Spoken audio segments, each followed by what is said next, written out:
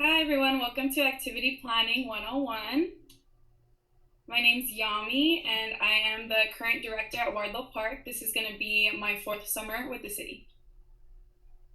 Hello, my name is Natalie, and I'm also from Wardlow Park, and this is also my fourth year with the city.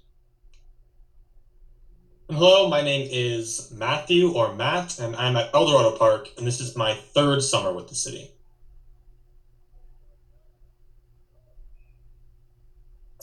Thanks for logging on. I know it's weird seeing us on screen and not in person, but we're just going to go over our expectations. So, first one up is to learn the basics on how to effectively plan an activity. These are all going to be our goals for the end of our presentation. Hopefully, we can meet all of these requirements. We want to be able to provide you with some basics on how to plan effectively and implement these activities throughout the summer. Another one's going to be learn how to modify based on varying scenarios. So, as we know, we've had to modify a lot of our lives in general because of the pandemic. So, we're going to give you some tips on how to modify games and activities depending on the situations that you'll be put in for the summer, and learn how to set up or prepare an activity. So, that is one of the main things when preparing for an activity is keeping in mind what you need for it and how much time you need to set up for it. So before you actually learn how to set up an activity, there's things to keep in mind. So to get started with outdoor activities, so when you're planning things outdoors, you need to start with thinking about how much time do you need to prepare for this outdoor activity. So most games or sports require cones, balls, or other things to be set up. So it's really important that you take that into consideration and plan time for you to set up beforehand, or have staff that's available to set that up for you. Or something we do at our park is have like kids like occupied while you are setting up your activity. So give them some stretches to do, or while you're watching them and setting up the activity, if you don't have enough staff. So whatever works best for you, just always keep in mind there is preparation for most outdoor activities.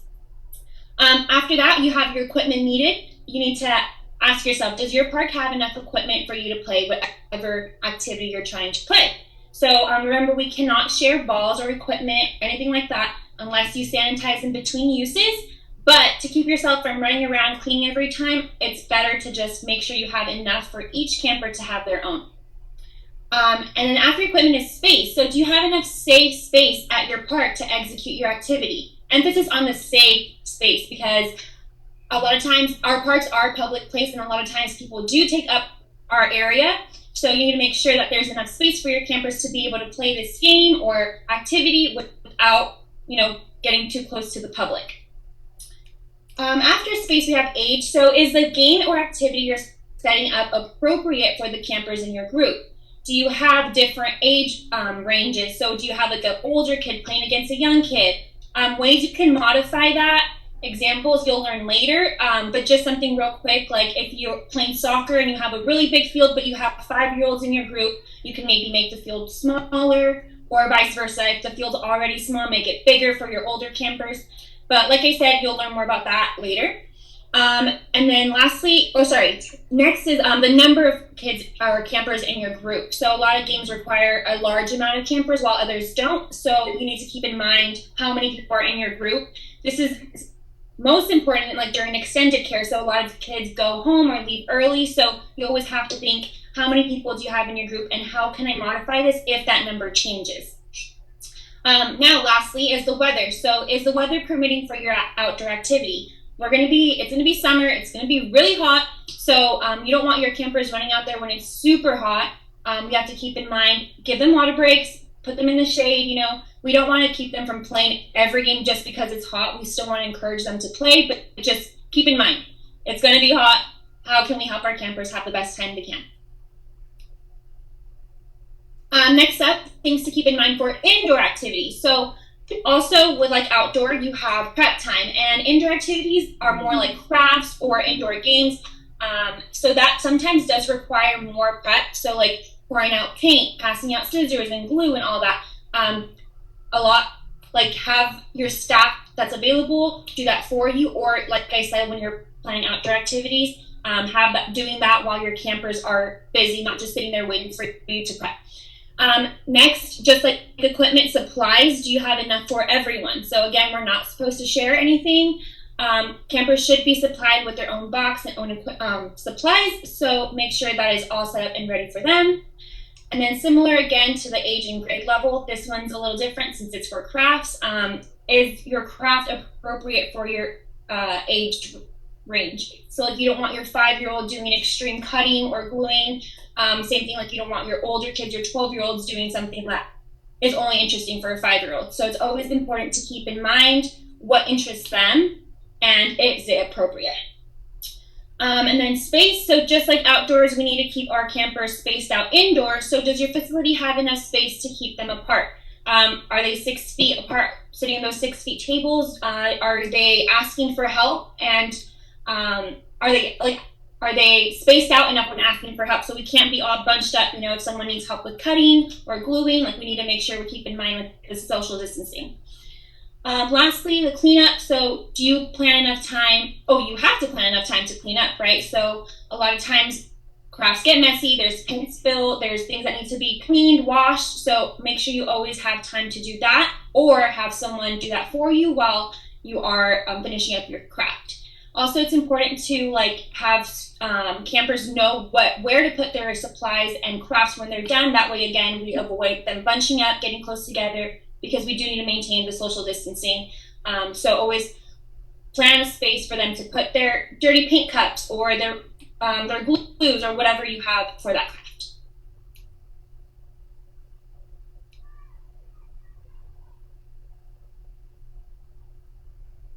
Most importantly, on top of that, our number one job is to make sure the campers are safe. So we always want to make sure safety comes first, whether you're indoor, outdoor, wherever, always make sure they are safe. And remember that we are all here for them. We are here. This is their summer. We are staff. We are providing for them. They are like our customers. We need to make sure we get the best customer service. And while we're doing that, we need to make sure we do it enthusiastically. So we have to be excited about everything we do. And then they'll feed on our energy. So always make sure that we're at the highest level we can be. Thanks, Nat. Natalie covered some of our COVID protocols, such as cleaning our equipment in between, and also making sure that we are separate. So as of today, it is May 27th. So we are waiting for our most updated COVID protocols. So definitely keep in mind what your most updated are. It's constantly changing. So some of them may be different from last summer to this summer.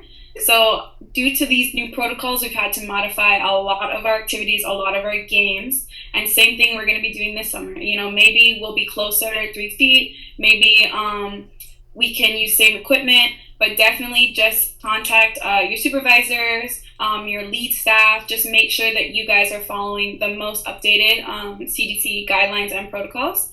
So definitely, if you are have been here last summer, you are ahead of the game. You guys have experience, especially working under these tough times, under tough protocols. So you guys already have great experience when it comes to keeping everybody healthy and safe. And the main thing to keep in mind is to be creative and flexible. You know, sometimes, like Natalie said, we won't have enough space, or the normal area that you guys use may be preoccupied by some park patrons. So it's always number one key to be flexible and always be ready for something that may not be planned, and always have a plan B. All right, so now that we've kind of outlined and given you, the tools to be able to do some planning, now we're going to show you and give you some examples.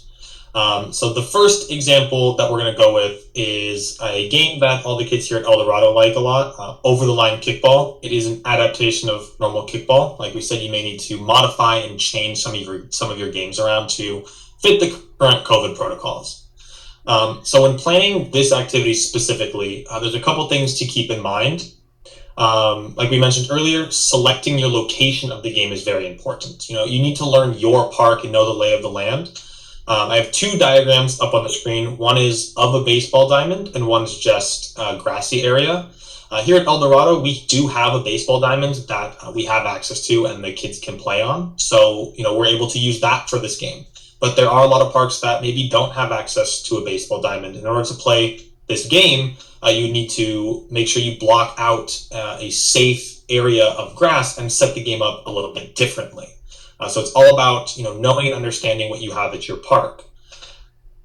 And then the setup, as you can see here, knowing the equipment you need in order to set the game up, bases or dots or hula hoops that you can use as a first, second, and third base, some cones, and then a ball.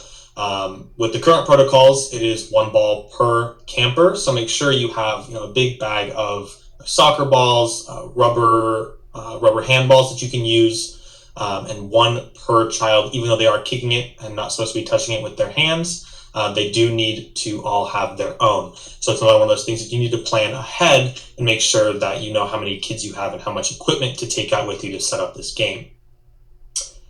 Next is how to set up the game without wasting time. This game specifically, I like to go around and, as I'm setting the game up, explaining the rules. So taking all of the groups at home plate, saying this is where you kick from, and then walking them out to the next set of cones. I'm saying, all right, if you get past this cone, you get a single. Set those 2 cones up, set the next 2, explain to them, they kick it past, they get a double, triple, home run, and so on. That way, you're not wasting any time, and you haven't, lost the attention of your campers, which is something that's really hard to get back once you've lost it. So again, planning ahead and knowing, having the knowledge of the rules of the game in order to be able to explain it to your campers. Because if you don't understand it, then you're not going to be able to convey, the rules and how to play to your campers very well, and they're going to lose interest. And then another thing when planning an activity like this is how to split up your teams. You can either, pre-prep the teams, making sure that you've made everything fair and equal, or there actually is an app out there that you may have heard of in some of our other trainings that will pre-select teams for you, completely randomize it. So that's something that you can do. You kind of want to stay away from, in certain aspects, staying away from having like team captains and picking teams like that, because then the kids who get picked last are always the kids that get picked last, and then they lose enthusiasm, they don't want to play. So making sure that you've prepared that part of your activity also is something that's oftentimes overlooked, but a very important part of activity planning is being able to split up your teams. And then finally, knowing if it's appropriate to keep score. With the older kids, it may get a little too competitive. With the younger kids, they may not understand the scoring. So knowing your age group, like we mentioned before, and knowing if it's appropriate to keep score in that game with that group specifically. A lot of the activity planning is just knowing your kids and knowing your group. You're going to have the same, most of the time, you're going to have the same group of kids for a majority of the weeks in the summer. So you get to know them pretty well, and that's going to play an important role in the planning of your activities. That is an example of how to plan for Overland Kickball. So now we're moving on to an inside game. This is 4 corners. I know most of you have probably heard of 4 corners. But this game can be played outside or inside. I know there are a select few parks that may not have a large inside area big enough to do a game like this. You want to make sure that you can adapt it to outside. Again, adaptation in your planning is everything. Being able to plan on the fly. It's a good skill to pick up, but it's going to come with practice. Basic setup, as you can see, there's 4 corners, like a room, with a cone in the middle. There's hula hoops in each corner to maintain that social distance. And each hula hoop is color-coded to a specific corner. That way you don't have to number them, especially if you're playing outside, you don't have actual corners. You can just have the person who is it call out a color instead of a number. And it's set up pretty much the same way, both outside and inside. Again, make sure you know and understand the space that you're operating in, because that's important to your planning process. And then differentiating through age groups. Most of the time, you don't need to make adaptations with this game specifically, but you're always going to have those special instances. With the older kids, maybe spread out the corners more if you're playing outside, or spread out the hula hoops more when you're playing inside. Because they are bigger, they have bigger wingspans, making sure they're not getting too close to each other, coming within 6 feet. And then figuring out how you need to rotate through who the person in the middle is. With the older kids, you may be able to get away with the person who wins the last round gets to be it, because the older kids are more understanding of rules of the game like that. But if you're playing with a group of younger kids, sometimes they don't get why they can't be it. So you need to make sure that you plan to rotate through everybody before someone else gets to be it twice. And then modifications, just miscellaneous modifications.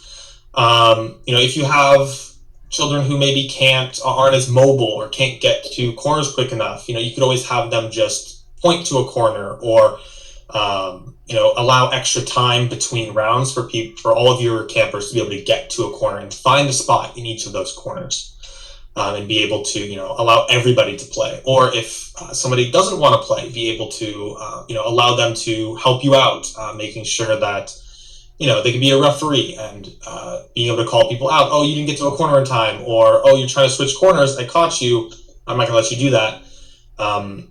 Plan ahead and making sure that you have a role for maybe a student or camper who doesn't want to play. And that's a pretty basic example of inside activity that you can run. Right, and then on to the daily schedule example. Now, most of your parks, if not all, are going to have something like this exactly or similar. It's a way to plan ahead, so you can plan all of your group's activities out for the entire week. That way you can make sure you have enough equipment, know what spaces you need, and kind of compare it to some of the other groups, making sure that you know where they're going to be. That way you don't cross paths or take equipment from each other. We usually plan a couple weeks ahead of time in order to be ready for implementing these games and activities. And then obviously they include a multitude of things, sports, crafts, just any other camp game or any other activity that requires any kind of planning by each staff.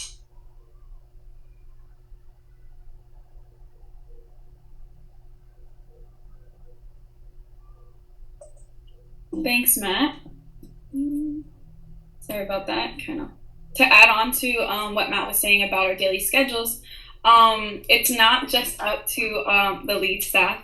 If there is like a time where you guys are in between rotations and you realize that, oh, our kids are bored or they're kind of just doing their own thing, it really is up to every staff to be proactive in a sense to come up with another game, have a pocket game ready, keep them engaged. We try to schedule, your lead staff try to schedule weeks and weeks in advance, and we can't schedule for every single minute of the day. So definitely when it comes to planning, it is up to every staff to have things in the repertoire ready to keep our kids engaged. And right here we have an activity plan that we have a beautiful QR code that you guys can scan at home. And it basically just has a name for your activity, an area to play the activity, number of people needed for it, and material, equipment, objective, and activity description. So I know it's a lot, and very bottom is variations. So this is just to keep you guys, to get you guys to start thinking about an activity, a game. It can be one that you already know with rules that are already set, or it can be a game that you created yourself, or it can be a game that you know, but you want to modify and make more fun. So this is your chance to go ahead and print this out or have it ready for you guys. Each of your staff can make their own, and you guys can collect your own booklet of everybody's ideas together. So yeah, give you a second, maybe pause the video to scan if you need to. And so these also have scenarios. It's up to you guys if you'd like to, but we actually gave you guys a scenario according to the first letter of your first name. So just go ahead and look at which one would fit for you, and then you can plan according to your scenario, which you never know what it's going to be. In the summer, it's always crazy. You never know. It's day by day. So it's definitely good practice to just go ahead and be ready for anything. And here's the last name. this is the next step, which would be to modify. So go ahead and check the first letter of your last name, and then this is according to your activity plan already. This is going to be a modification addition to it.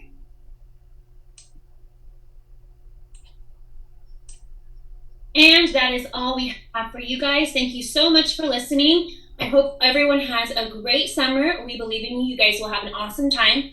This is an awesome job, and you're going to love it. And make sure you take a look at all the stuff, like relook at stuff before you start. It's really important, and it will benefit you in this job. So again, thank you so much. And we have another QR code for you here at the bottom. If you can scan to fill out an evaluation, that would be awesome. Thank you again.